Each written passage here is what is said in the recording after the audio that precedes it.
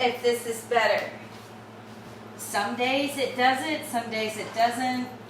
I do it exactly the same way each day. It depends on Facebook and my phone. I literally have to go in and get everything to go out. All right, I'm back. I'm not sideways anymore. Hot dog. All right, see if you guys can find me. Good morning. See you guys signing in. A lot of you are going to have to refresh because I'm here. Good morning, Valerie. I know Alicia. Oh, Christy's going, good morning, Valerie. Christy's in the studio with me this morning.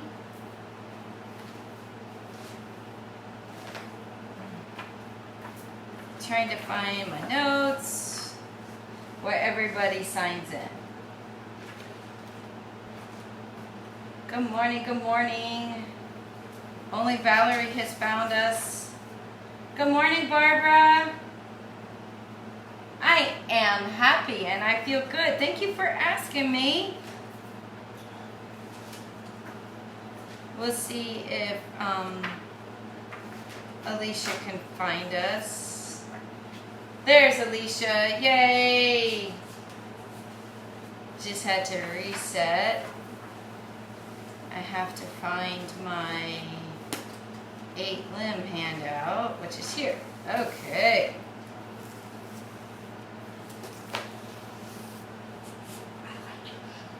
Thank you. That's the other thing. Black on a black mat against a black bookshelf. My mom would give me feedback and say, "You're just a floating head." So I've turned it around too. So you guys see that we're a little, happy Sunday. We're a little different. Basically, the bookshelf's behind the camera and we just flip the camera this way.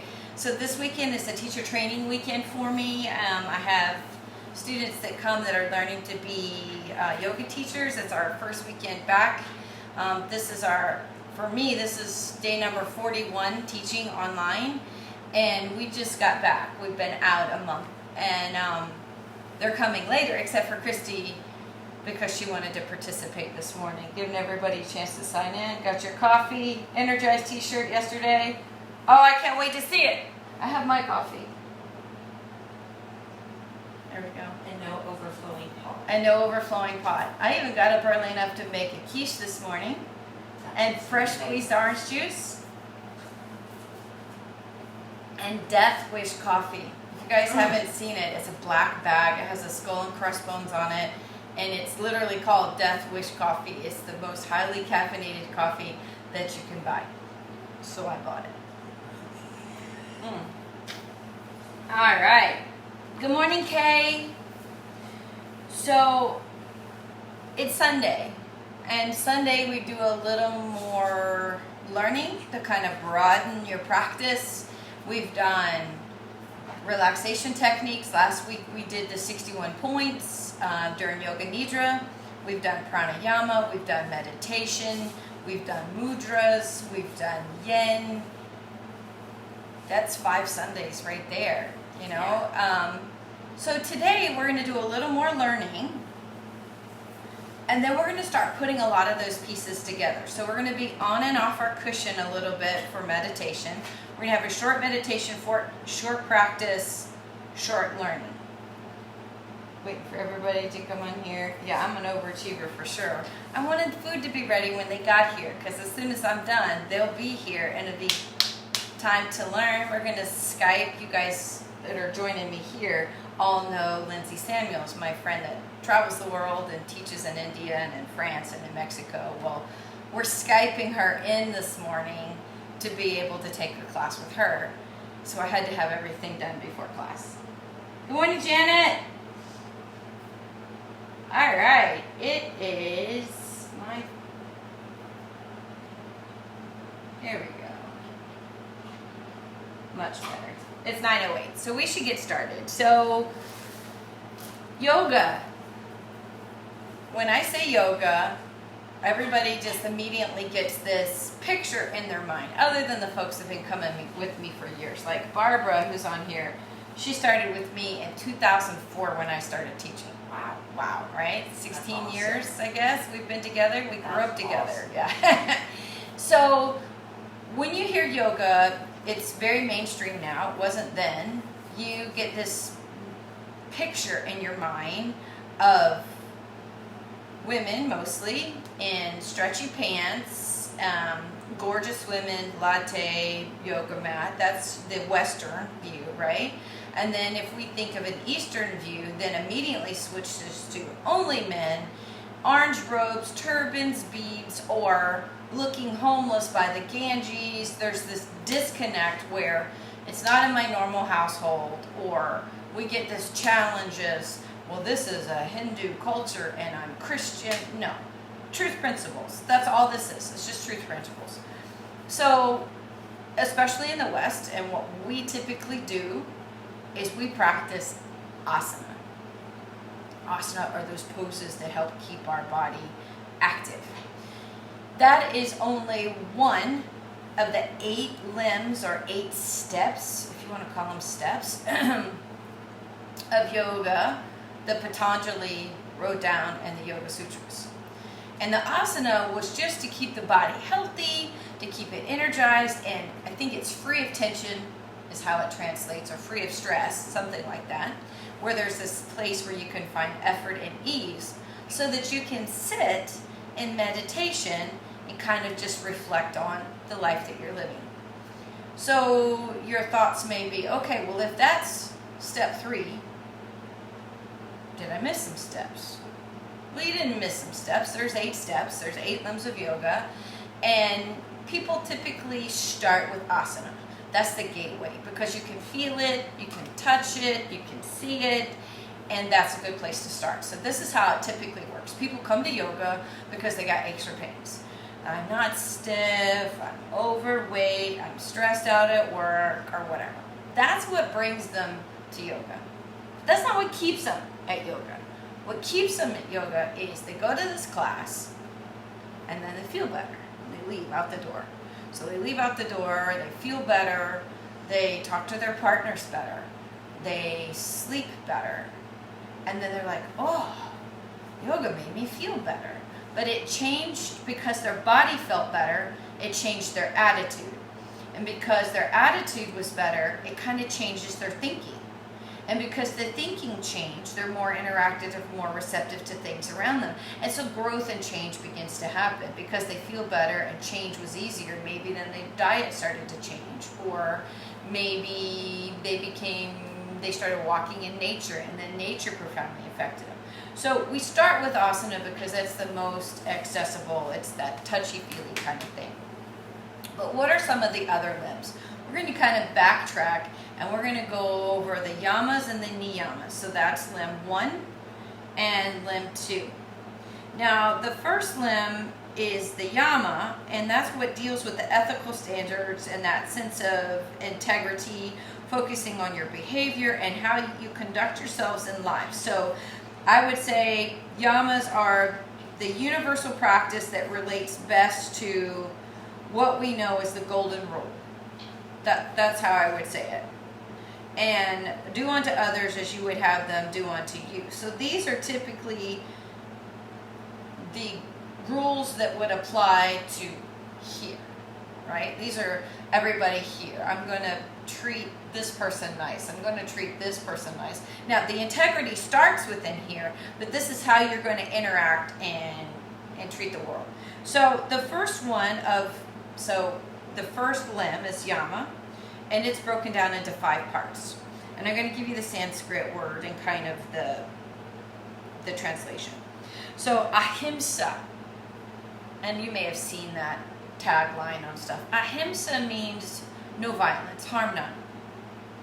Now, when you say harm none, that doesn't mean hitting you. It doesn't mean killing animals and being a vegetarian. I mean, it does relate to that, but that means negative self-talk, because you're a person too. I'm so fat, I fail at this, I can't believe I'm just sitting on the couch all day. Well, so what? You know, you did. But that's negative self-talk. It's still ahimsa, it's still hurtful. Speaking to others that way. Even if it was not consciously, you didn't mean to do it, it was thoughtless on your part, it's still harmful. So changing that and having ahimsa, right? That's the nonviolence. Part 2 of the yamas is satya, which is truthfulness. There is this, truthfulness is just telling the truth, flat out. But we just talked about ahimsa, which means do no harm. So if you feel like telling the truth is going to cause harm, you're in a dilemma there. You have to try to figure out which thing are you going to do. How is it that you can say things and still be truthful and not be harmful? So we want to keep all of those things in mind because they all go together. And by you trying to think about this, it's going to make you more thoughtful of how you interact with the world, but it's going to make you more thoughtful of how you interact with yourself. Part 3, asteya. It's not stealing. And so let me just tell you about not stealing. Not stealing is like, I'm not going to take this apple, I'm not going to take this jewelry. It's not stealing attention either. So, you've been to that party where that one person is the center of the attention. Now, I'm not talking about if you're 3 and you have on unicorn pajamas. If they made them my size, I would totally wear a unicorn onesie. But that's not what we're talking about. I know you're laughing at me. But that's not what we're talking about. That one person that has to overtalk everybody, they need that attention. Granted, they're maybe that extrovert, but it's still stealing. It doesn't mean that you can't interject, but everybody gets that same attention. It's not, I'm more special than you. So these may be ways that you haven't thought of these things before, and I just kind of want to put that out there for you today. Number 4, brahmacharya. Now, brahmacharya is that 4th one of the yamas. In Patanjali's Yoga Sutras, this is abstinence. It's chastity. It's and that's not really what's going to happen in our daily life. That was written for these people who were living on the mountain and really focusing on how to find enlightenment through a yoga practice. And it's easy. That's probably not the right words. It would be a little easier to find enlightenment if you had no troubles presented to you every day in your face. Living life is not easy, so it's the best teacher you could possibly have versus no confrontation someplace in the mountains or the woods. But in this case, they're assuming that there is going to be some sort of commitment made to chastity, because if you are lusting and focusing on this thing, you can't pay attention to your guru, you can't pay attention to your teacher, because your thought is over here trying to be with this person or this partner, and it skews your thought. It puts a veil on your thinking. It keeps you from thinking clear. Now, that may not work in your daily life, but you understand. It's that thought that pulls you away from the prize of being focused. And they put that in there so that they would give more countenance to their guru. Aparigraha, non-covetedness. So I know at this point you're like, hey, these are sounding a lot like the 10 Commandments. Why, yes, they are. And they're easily that old or older. So that covetousness gets right back to, it's that greed, but not necessarily a greed, but trying to, it's almost like that lust thing that we had with the other one. Wanting something that somebody else has, but also having more than you need. Why have more than you need? Why do you have that feel that I need to collect? Why do I have to hoard? Why do I... So there's these things here in the world. You take what you need. You don't need what somebody else has. You're focused here and present. You're telling the truth. You're not causing harm. These are the things. We're not stealing attention. That is the essence of the yamas. So that's limb 1. Now, obviously, we can't do everything at one time. It's more like a wheel, not like stair steps. sometimes the wheel's going to be a little off balance because we're a little better at one thing than we are at another thing. So we just try. We do our best. And we go to sleep, we wake up the next day, and we try to do our best again. So we're going to move to, again, keep in mind, we would spend hours and hours on each one of these. But this is an overview for you guys at home that just want to fill out your yoga practice a little bit. Limb 2 is the Niyamas. Now you see that Yamas in there, right? It's like code of ethics, Yamas. Well, Yamas is the world. Niyamas, your world, your person. So that one's going to be your self-discipline, your spiritual observances, things that, because spirituality, it's personal, right? So you're regularly attending church or temple or meditation, those kind of disciplines of surrender if something's bigger than you. Saying grace before meals, and even if that's not something that you do, I mean, gratitude is so important. It helps change who you are to know that you don't do anything by yourself. Somebody made the clothes you're wearing. When you go to the store to buy groceries, you had to first drive a car. So everybody that made that, it had petroleum, everybody that made that, and maybe unless it was electric. You get to the store, everybody who works there, everybody who stocked it, and then the places that they bought it from, and those people who made it. You do nothing alone. Nothing. Not even come in this world and leave this world. There are people present, typically, right? So, gratitude. And remembering that at times of grace or when a boon happens to you, gratitude is so important. Keeping in mind, we want gratitude for ourselves and for others. We don't, let's say your coworker gets a promotion and you didn't. You're happy for them. You're not mad at yourself. That's not part of that gratitude and that kind of selflessness. That's not what we're looking for. So, all that to say is we're developing a personal meditation practice. We're making habits. We're going for walks where we can contemplate and reflect. And those are examples of what goes on in Niyama. So, but the first one is Saucha, which is cleanliness. And many times you've heard the saying maybe, as above, so below. So what's going on in the mind will kind of reflect what's going on in the house or in your work. And if you're a little untidy, that's one thing, but there's a difference in being clean and not. In that it's a conscious effort to take your dishes to the sink. And I like to use them as a meditation. I really focus on just the cleaning of the dish, not absent-minded cleaning the dish. Who painted the dish? Where did it come from? Is it from here? What kind of things can I eat in it? Those kinds of things. So you can make cleanliness a little more than just, I have the dishes to do, I have to clean floors. Turn it into meditation, as in so above, so below. Santosha is that contentment. So, earlier we were talking about we weren't coveting what other people had, we weren't taking more than we need, but we're being content with what we have. And gratitude really helps with contentment. You think, I don't have this kind of car, I don't have this kind of house. Well, bottom line is, you didn't sleep in a cardboard box. Well, then you have a house. I'm content. That doesn't mean you can't aspire to have something more, but being contented with what you have. I know a lot of people are driven, and there's a difference in motivation and inspiration. In case you guys might not know what the difference is in that.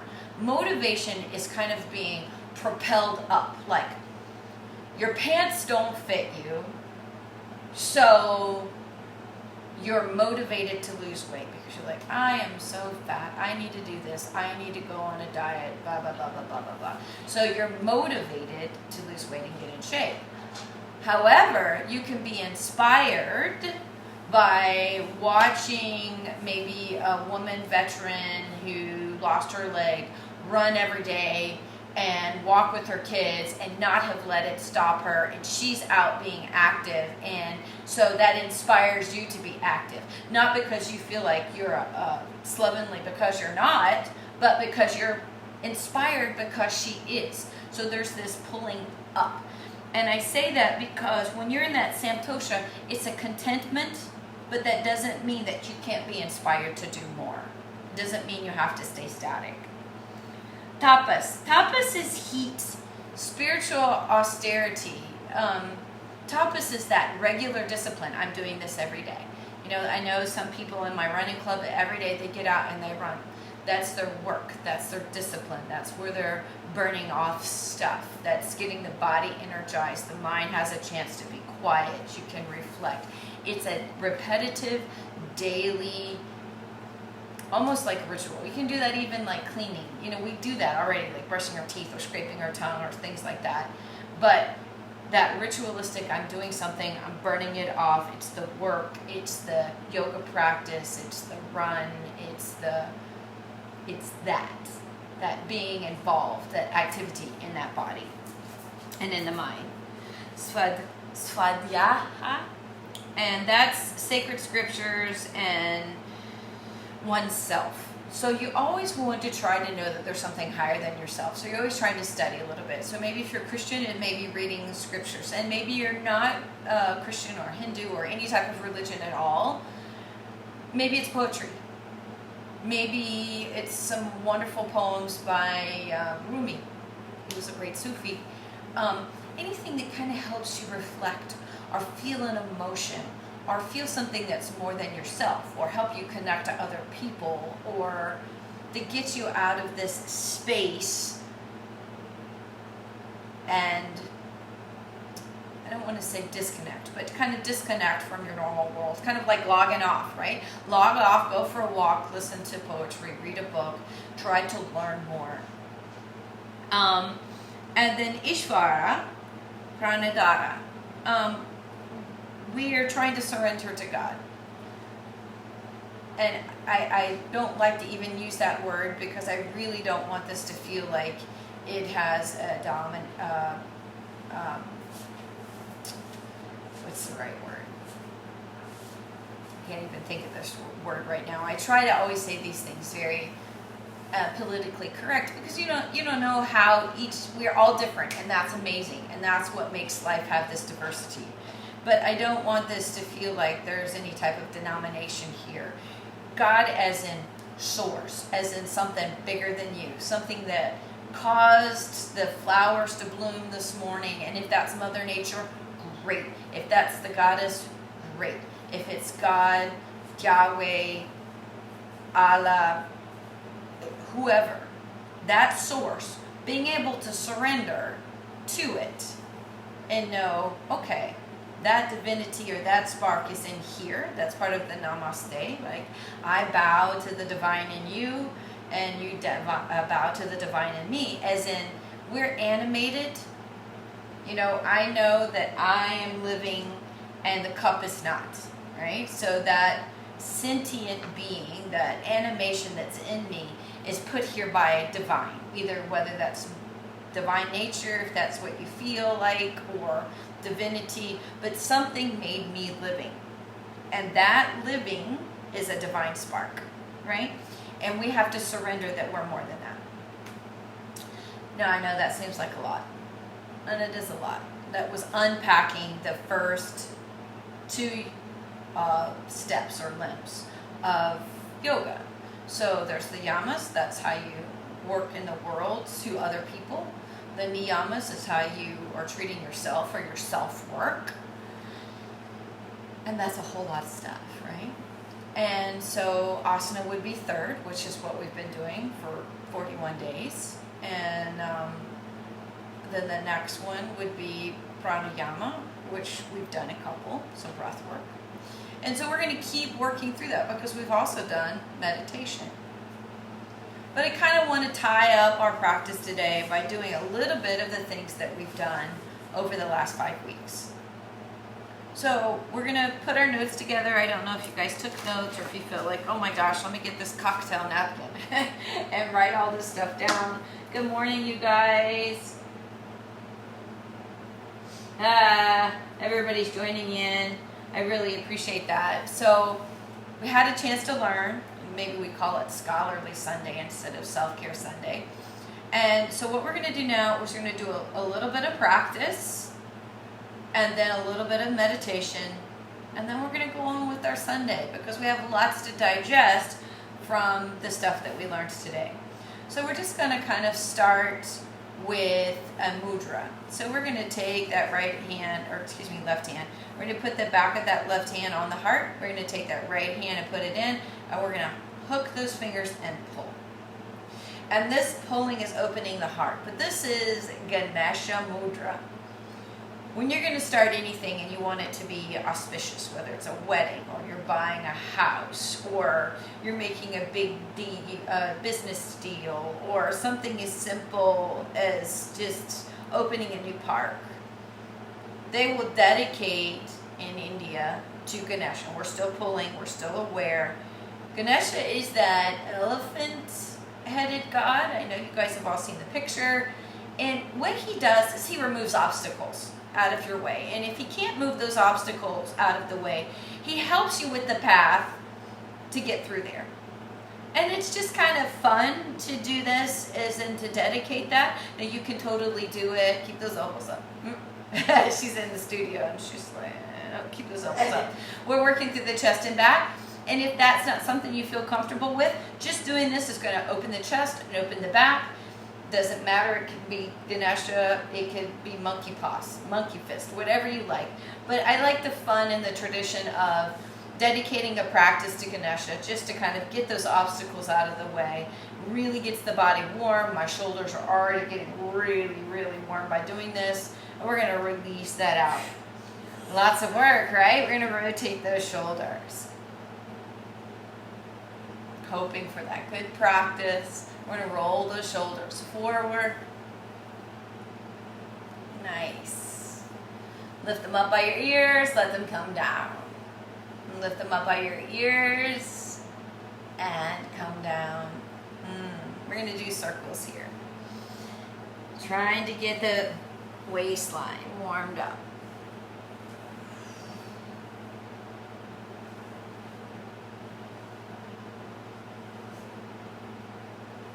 And the next time that you make it to the front of the mat, you're going to just switch directions.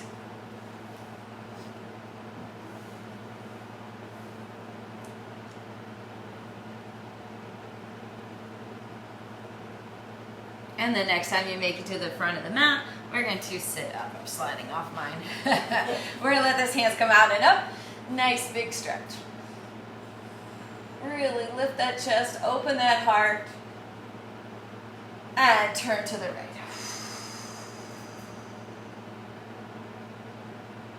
And let that left shoulder dip some. And the right arm comes up. Feeling that side body open. Find your breath. Smile up. 1, 2, 3, 4, 5. Contract through that right side to come up. We're going to come back to the center. Hands come out and up. Maybe you lace your fingers the other way. Really big stretch, opening your heart. And we're going to turn to the left side here. Nice tall spine. Maybe let that right shoulder come down, left hand come up. 1, 2, 3, 4, 5. We're going to slowly come back up. Back to the center.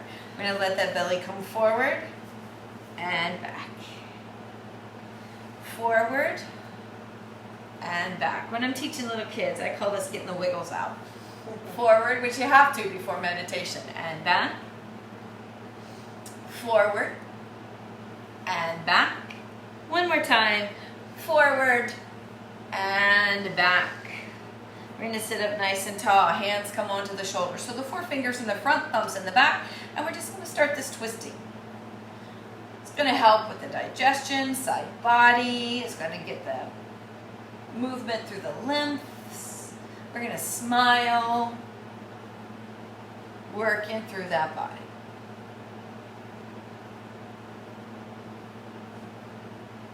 And then slowly we're going to release. We'll put those hands down. We're just going to take those knees. I'm already seated, and I'm elevated on this cushion because it's easier to meditate when you're elevated this way so you don't cut off this artery so your feet don't go to sleep when you're meditating. But we're just going to see if we can drop those legs forward. Nice little stretch this way a little bit. Open up through the hip. We're not doing anything other than be on our high knees today because we're about to do some pranayama, then meditation, and then enjoy the rest of this magnificent, beautiful Sunday. We're going to switch over to the other side. Maybe we can let that knee come down. 1, 2. Good morning, Rachel, Wendy, Terry. Oh my goodness. Leanne's on here too. And then we're going to slowly come up. And we're going to extend those legs out. Nice little bounce. I'm going to put my right foot on my left knee and I'm going to pull it in. But notice that I'm just going to lean into it because I'm elevated. If I'm sitting all the way down on the mat, I would pull my knee in. But because I'm so tall, I'm going to lean forward. I know, I feel that work after we did glutes yesterday. My buns are still crossed. And switch. We're going to put the foot on that knee. We're going to lean forward. Nice big stretch.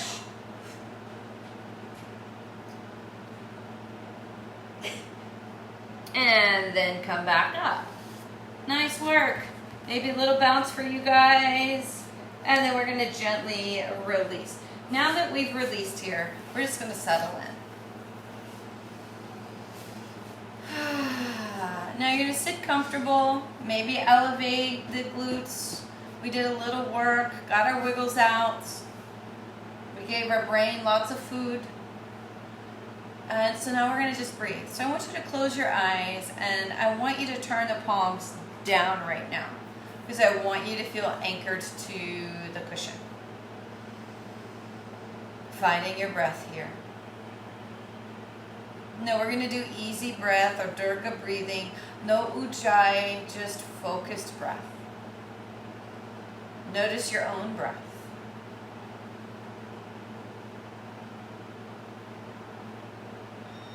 I'm going to lift that pelvic floor and pull the navel in, really lengthening through the crown of the head.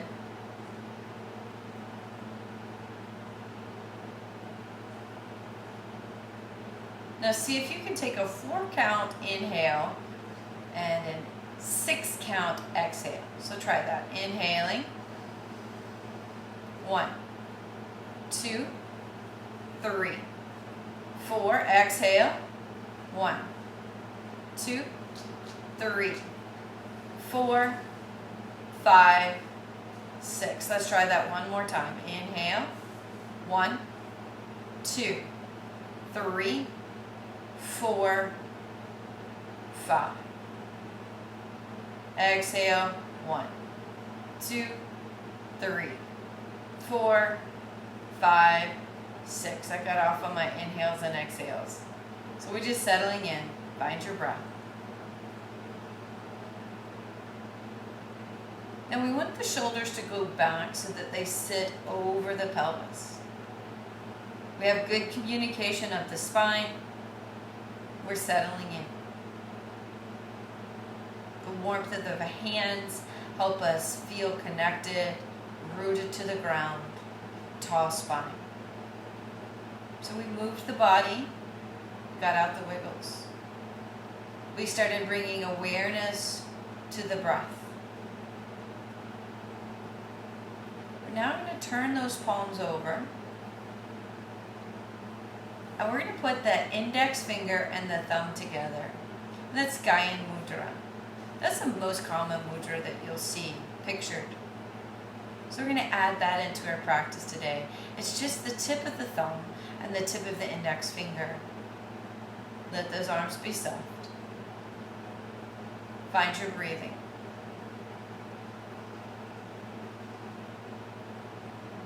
Breathing deeply and with intention. Stick to your own count.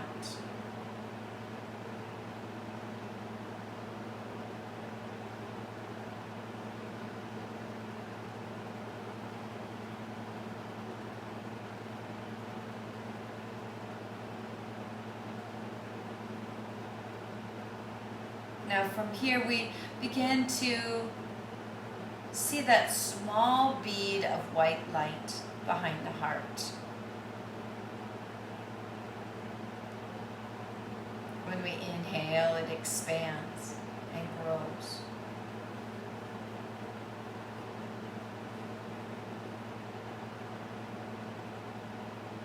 And then as we exhale, it stays the same, but next time we inhale, it grows a little more. So maybe it's the size of a softball.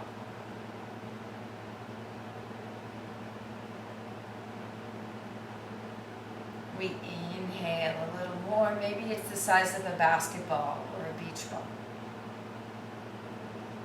This is just a pure white light. This light is gratitude, it's love, it's kindness, it's all things. It is just beautiful white light. We inhale and allow that ball to get even bigger.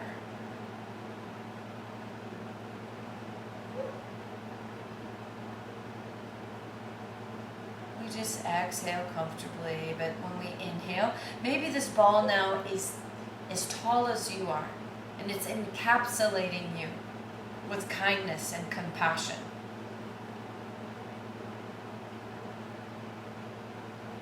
And we inhale again, and maybe it's so big that it goes through the roof of your home down into the ground, completely, this big sphere of light.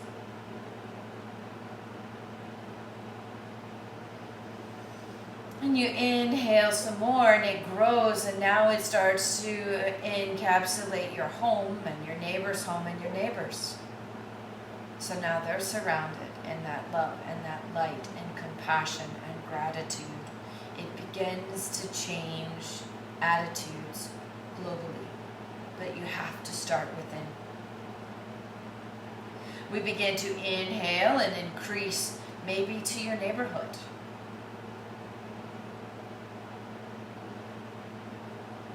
You exhale on your own, but the inhale is where you put your focus. Maybe when we inhale this time, it's a 1 mile radius.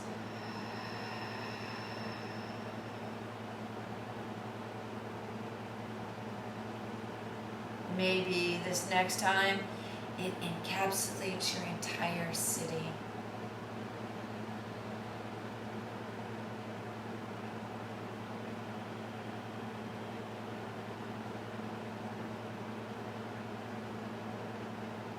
And the next time you inhale, maybe it's your county.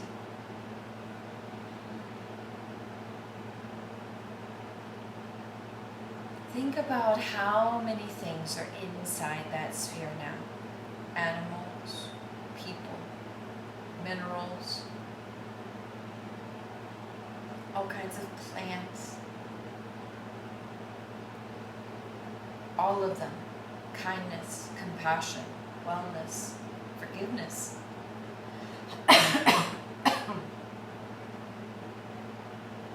We inhale, and maybe now we can totally encapsulate the state or country. Depends on where you live.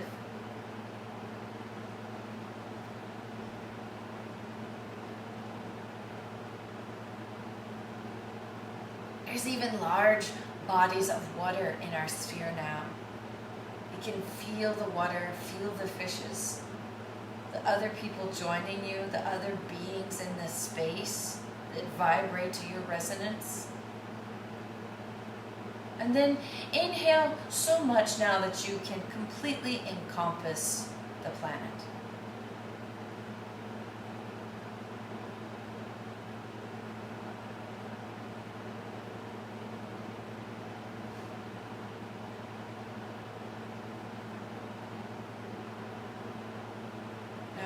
Start expanding even bigger. We inhale this next time, and we're able to make that sphere so big that we can encapsulate the sun and the earth and the planets in between. So we have Mercury, and we have Venus, and we have ourselves, and we have the sun, and the sun is fiery, and it is warm. The moon is included. space, the distance, that void between. It's not void, it's not vacant, it's filled with space. The ether. We begin to expand even more, so we totally encapsulate our solar system.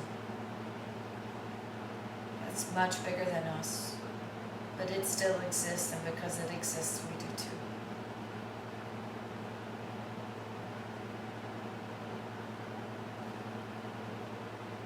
And then we expand it to infinity. We infinitely send it out. Other planets, other solar systems, other suns, debris, if there's life there, comets, all that unconditional love, kindness, acceptance, forgiveness, gratitude expands out. And you are this great, yet you have not diminished at all.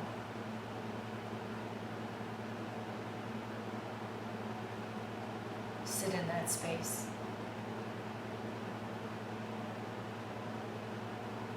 Notice your breathing. Know that you are more.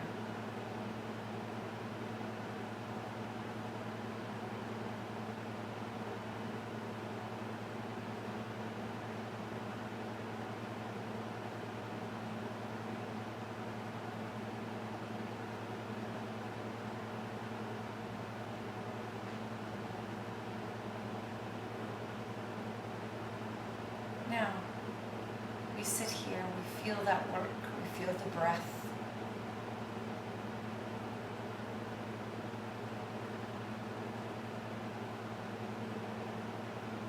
We let the mind stay in that vastness.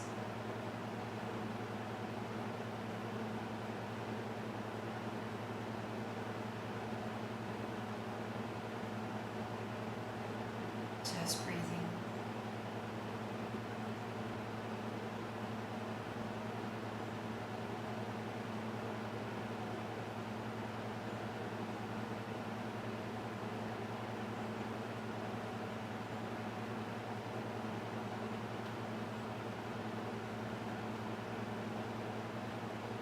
Slowly going to make a change in the hands as we feel this.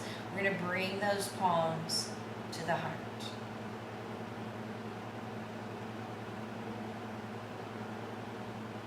Now you can leave the palms here, or you can come into the White Lotus Mudra, which helps to radiate more love and kindness out.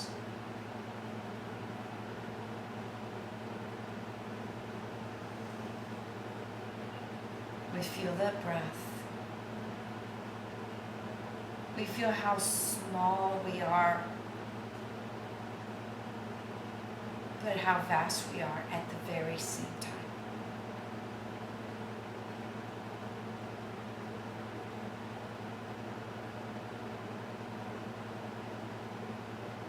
Feel free to continue to sit in this space, enjoying your Sunday. Pushing pause or mute on your live stream.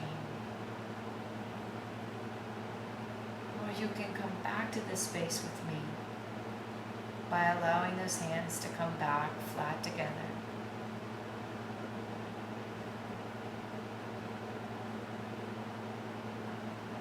Bringing your awareness to this body, to this breath.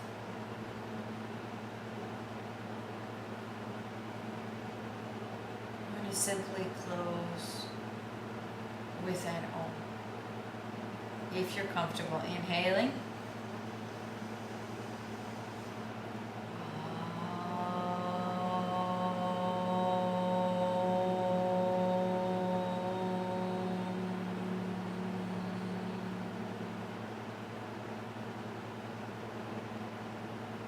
Bowing forward in respect, Namaste. Peace be with you. Go safely. Thank you for practicing with me today. Thank you. Every one of you are truly a blessing to me, as I hope that I am a blessing to you. love from my heart and my home to your heart and your